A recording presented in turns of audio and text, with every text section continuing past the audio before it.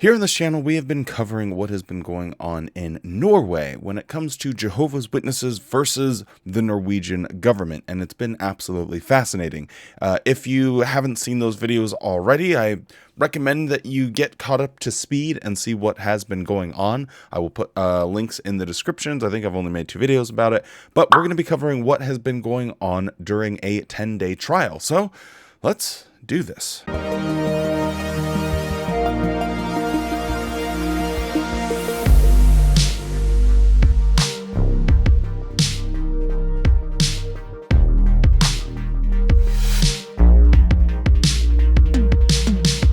Hello and welcome back to the JW Thoughts channel. My name is Wally, and today we are going to begin the rabbit hole of what has been going on inside the Norway versus Jehovah's Witness court case. The Jehovah's Witnesses were deregistered as a religion, and their response to this was to sue the Norwegian government. So yeah, we'll go through all of those details and get right into it. But quickly before we get started, don't forget to drop a like on the video. It helps it get out to more people on YouTube and helps the cause, frankly.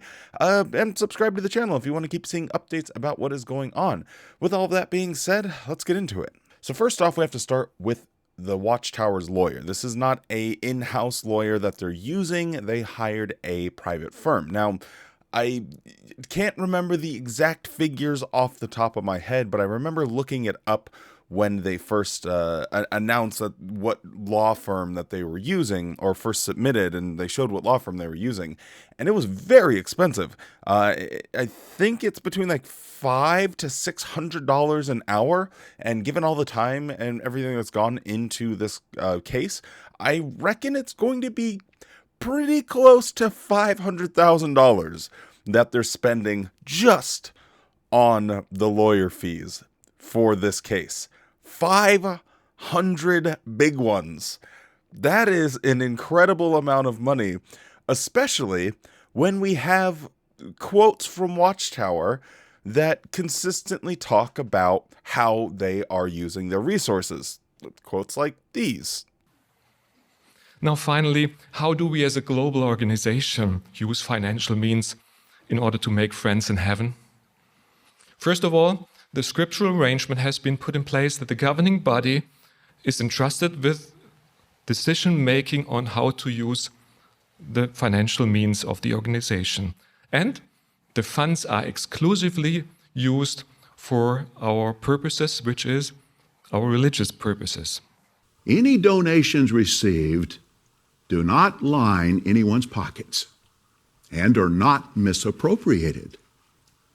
They are all used in supporting theocratic endeavors worldwide. So, if I was a Jehovah's Witness, I would be keen on actually understanding where my money is going, because it's not a completely insignificant amount to a Jehovah's Witness, maybe to the organization because they have a lot of assets, but to a regular Jehovah's Witness, that's a lot. Like, just run the quick numbers. If you're a Jehovah's Witness and you donate $50 a month, and you're in the organization for 50 years, simple math, that's what, $30,000? So even if I got my numbers wrong, that would still be like 10 to 15 Jehovah's Witnesses donating $50 a month for 50 years. That would be significant to anyone out there thinking, wait, all of the money that I've ever donated to Watchtower doesn't even cover 10% of this. This is crazy. So anyway, I find it really interesting that they chose this route. So we'll see what happens at the end, if it was a good investment or a bad investment for Watchtower. But with all that being said, what was said on day 1? So first off, the Watchtower lawyer here, Mr. Rizdale, more like Riz less, am I right? This guy looks like a creep. I guess we shouldn't personally attack him, but he scares me. Anyway, Mr. Rizless, he tries to make the argument that Watchtower's practice of exclusion, as they call it, or of disfellowshipping, is well known to people. And I'm just going to have to put my foot down and say, I didn't know. When I got baptized, I had no idea about disfellowshipping and how that works. Because when you get baptized, sometimes you're so young, you don't even really know what's going on. You're just getting baptized because it's what all of your friends are doing. And then he tries to make the argument as well that it's very rare that it ever happens to children below the age of 15. So I don't know, just a bunch of horseradish here, trying to divert the court's attention from the actual issues by making claims that just simply and demonstrably aren't true. Now here comes the real big brain strategies from this extremely expensive lawyer making 600 clams an hour. He goes up and tries to convince the judge here that the Watchtower material shouldn't be admissible to the court because those are just interpretations, which is absolutely hilarious. Like, hey, you're violating our religious freedom by looking at this, but it's ridiculous. It's such. I don't know how they can make that argument, or if they're making that argument in good faith. Like, imagine a scenario where you have cooking instructions on some product that you're selling, and the instructions are bad. When people follow your recipe to the T, they get salmonella, they get undercooked meat. You get where I'm going with this. And then so they get taken to court, it's a class action lawsuit, and the first thing the lawyer tries to say is, well, I really don't think that it should be admissible, the instructions that we give to people. It's mind-blowing. I get what he's trying to do by having this tactic here. What he's trying to do is saying, well, you are infringing on our religious freedom because this is, part of our holy books and our texts. But the thing is, they don't understand is the holy book, the holy text is the Bible, and their material is the interpretation of that. So it's not saying that, oh, well, you can't misinterpret a scripture to us. Yes, okay, that might be like, oh, well, we don't agree with your interpretation of the Bible in this particular instance. What they're saying is, you can't show us what we've written, what we've said. So it's really it's a brain blaster for sure. So I think we can clearly see that this is going to turn out to be a real hootenanny, but let's see what else they said. Now, the next little trick that Mr. Riz tries to pull is saying, hey, these are just random excerpts. They're misinterpretations of our policy. We don't violate human rights in these ways. For those of you that didn't watch those other two videos, the core issue here is that the Norwegian government had a updated children and family protection guidelines. I can't remember the exact terminology, where they didn't want people to be coerced into maintaining their religion that they're born into, which is just basic religious freedom, which is always funny to me that Watchtower cries, oh, we want our religious freedom, and yet they don't give religious freedom. They want to be able to get money from the government, be able to be a registered religion, and they claim, oh, you're violating our rights to religious freedom, and yet they want to be able to violate even a child's right to religious freedom. They really have it all backwards in their head. But yeah, the next argument basically is, hey, you guys are just misrepresenting and taking random quotes and stuff, random excerpts from different articles and things that we have. But as we'll see as the days go on, these aren't random excerpts. These aren't arbitrary things that they've just plucked out of nowhere and taken out of context. These are rules that Jehovah's Witnesses are quite literally forced to follow. And then the thing that makes him a real piece of shit is he tries to get ahead of the game and saying, hey, you're going to hear testimony from former Jehovah's Witnesses. But, we can't really take these that seriously, can we?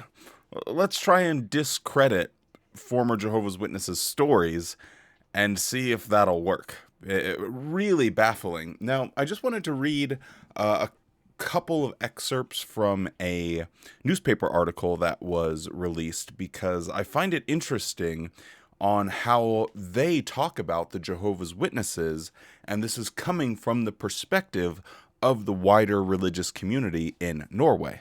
Now, this is being translated, so some things might be lost in translation here. Thanks, Captain Obvious. But the writer of this article is obviously a Christian. They're talking about the Christian community, quoting scriptures and stuff like that. But it's interesting that they think that this is the biggest, most important religious freedom trial that's going on for decades. But the thing that I found interesting was this section right here. Most Christian denominations, we do not count Jehovah's Witnesses as such, interpret the Bible differently on this point. In our opinion, the exclusion practices of Jehovah's Witnesses are both reprehensible and, in many cases, heartbreaking. Yet this denomination's exclusion practices are actually part of their doctrine and practice of their faith. It is a procedure that Jehovah's Witnesses have practiced for decades. Should the state be able to use its means of force to punish religious communities whose religious practices society at large deplores? Now, again, some of this might be lost in translation, but calling it for what it is, shout outs to the person that wrote this article. It is reprehensible. It is deplorable. It is heartbreaking. The disfellowshipping and shunning policies from Watchtower literally ruin lives, literally kill people. It's so incredible that they can stand there and pretend that this is not something that they do. And it's interesting that the wider religious community recognizes this, and as they say there, we don't even count them as a Christian religion because of these practices. So to even Bible-believing Christians, it's so un-Christian, it's so unbiblical to do the things that Jehovah's Witnesses do that they don't even count them as members of their community. And it gets even worse with this next quote. We do not believe that it is a coincidence that Jehovah's Witnesses were the first religious community to lose their public registration. For in this case, we are talking about perhaps the most despised of the 700 or so denominations that we have in Norway. Jehovah's Witnesses have few, if any, friends in the Norwegian public sphere. Therefore, they are seemingly easy victim. That is telling. That is the type of public perception that Jehovah's Witnesses deserve. They deserve to have no friends in the public sphere. Because of their practices, and if they change, okay, hopefully, well, they would never acknowledge all the damage that they have done prior. But, you need to change, Watchtower. You guys are despised within your own Christian community. Of course, they see they see themselves as above everyone else, so obviously they're going to be despised. But anyway, those were a few thoughts on day one of the trial that's going on, or that has been going on, and we'll get ruling on it soon. So I guess I will see all of you guys tomorrow, and I'll give you updates on day two, which was when the state wanted to bring forth their evidence, and their evidence is Watchtower propaganda. So, yeehaw, it'll be a wild ride. Anyway, if you're still around, don't forget to drop a like on the video. It helps get out to more people on YouTube. Subscribe if you don't want to miss any of the coverage of this court case. And with that being said, stay safe, be kind, and show yourself the same kindness that you show to others.